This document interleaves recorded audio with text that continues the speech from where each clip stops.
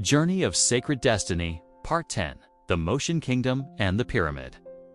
After the construction of the Buddhist pagoda, Mole's divine power was repeatedly proclaimed by the giants, and his name spread to other countries. Some countries were dissatisfied with Motian Kingdom and came to challenge it. The first to challenge Motian Kingdom was the Kingdom of Qihang. The king of Qihang sent a declaration of war to Motian Kingdom, claiming that the people on the border of Motian Kingdom had been harassing the people of Qihang, and for this reason came specifically to challenge Mola. Mola ordered an investigation into the matter and found no evidence of such harassment. Nonetheless, Mola accepted the challenge, began mobilizing troops and supplies, and gave orders at every level. Mola went to see Mengang and found that the priest was calm and peaceful and did not take the war to heart. Queen Wenmei had a dream at night in which she saw Mola wearing golden armor and Motsai wearing silver armor, standing side by side. In the morning, Wenmei asked Mola, "Will my younger sister go with you on this expedition?" "Let her stay in the palace with you. War is a man's business." "But I dreamed she was wearing silver armor and standing with you. I think she should go with you." Mola was taken aback and said, "I will consult with the priest and see what he says." Mola went to see the priest Mengang. After hearing Mola's account, Mengang said, "From the dream, it seems that the princess should go to war. I will ask for guidance from the gods." After that, the priest opened the censer and took out 3 sticks of sandalwood incense. After offering the incense, Mengang and Mola bowed together. Mengang saw the princess in silver armor emitting a bright light, and many foreigners were kneeling on the ground looking up at her. The image of the war god Li Tian appeared in the sky. "Guided by the gods, many people will be connected to the princess. Let her go. The war god will bless her." Mola returned to the palace and asked Motsai. "Sister, do you want to go to battle with me?" Motsai opened her eyes wide and said, "Of course I want to, but I also feel it's not appropriate." "The gods want you to go with me. Be prepared." Motsai took a breath in surprise and said happily, "Is it really true? I'm so happy to be with my brother again."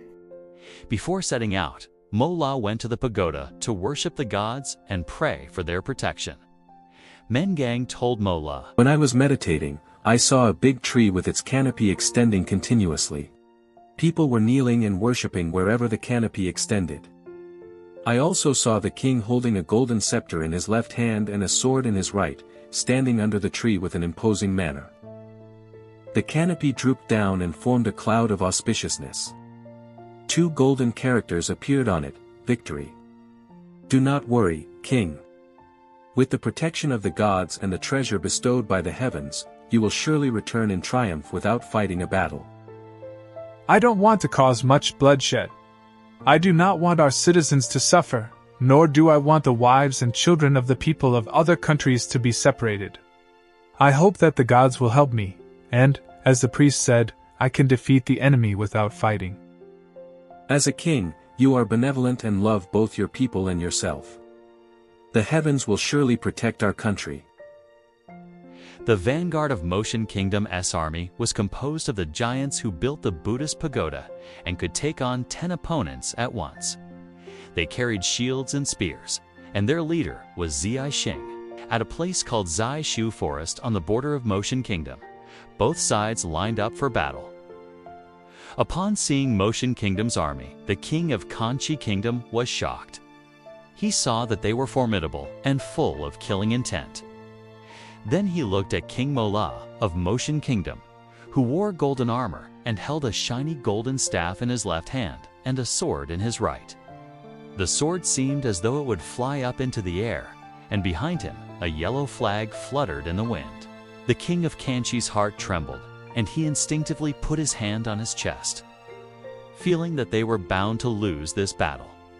He regretted sending the declaration of war, and the soldiers of the Qihang Kingdom were also shaken, feeling that the opponent's strength was too strong and their momentum too great. Mola took a few steps forward and thundered, "Listen, king of Qihang, I am the army of righteousness. If you do not want war, you can retreat on your own and protect your people. Let there be peace between our two countries. If you don't listen, my country will not show weakness." As he spoke, he waved the golden staff a few times. The king of Kanchi saw the staff shimmering and felt uneasy. He quickly ordered his messenger to retreat. After withdrawing to a certain distance, the king of Kanchi personally wrote a letter and sent someone to see Mola. The person who came was carrying a backstaff, a symbol of apology. Such people are called negative guilt messengers, approached Mola and knelt to deliver the letter. After Mola read the letter, he handed it to Mosai. Mola said to the messenger, "Please set down the backstaff and return to tell the king that I will host a banquet for him tomorrow. Please don't refuse." After the guilt messenger left, Mola said, "The king of Kangxi seeks a truce and peace." Brother, can we really win without fighting? The golden staff is so magical. The god of war is protecting our country. The folk songs are true, and what the priests say is true too. We are so lucky. Mola hosted a banquet for the king of Kanchi, and they became sworn brothers, making a peace agreement. After staying for a few days, Mola led his army back to the capital. The entire kingdom celebrated their victory. 3 months later, the king of Shizuan learned that the king of Kanchi had lost without fighting and made peace, which made him feel disdain for the king. He sent a letter to humiliate the king of Kanchi and issued a challenge to Mola. The messenger who delivered the letter wore a red shirt, black pants, and a white cloth wrapped around his head embroidered with a black axe, symbolizing they would not stop fighting until they had one. Mola received the challenge. Mola went to the Buddhist pagoda to pay his respects, lit incense, and knelt down. After getting up, the priest asked, "How many soldiers do you plan to bring on this campaign, Your Majesty?" "I was just about to discuss this with you. I want to bring 800 soldiers. The gods are protecting our country, and I don't want to waste the lives and money of our people." The priest smiled slightly and nodded. Mola set out with his sister and 800 soldiers. The morale of the Motian army was high, and their weapons were excellent. Mola had a sword called the Genwei Treasure Sword, which could cut iron like mud, and a sword dragon that could charge into battle. Motsai had a winged dragon that was extremely intelligent and could snatch weapons from the enemy and bring them back to her. After a small battle, the Motian army defeated the vanguard of the Shizun army. The defeated soldiers of Shizun country spared no effort to spread the news of the king of Motian's majesty among their own army.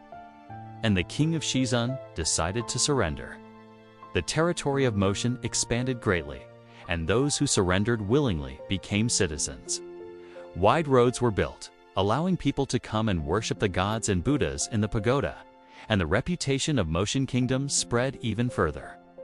Under the protection of gods and Buddhas, Motian Kingdom prospered, and there was never famine. Where there was war, there was always the miracle of defeating enemies without fighting. 1 year after the construction of the Buddhist pagoda, the crown prince was born amid auspicious signs. Mola saw a golden imperial carriage in the sky, while Sai saw a golden bird hovering over the palace.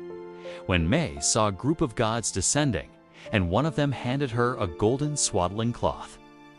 Everyone believed the prince was not an ordinary child, so Mola named him Mo Qi.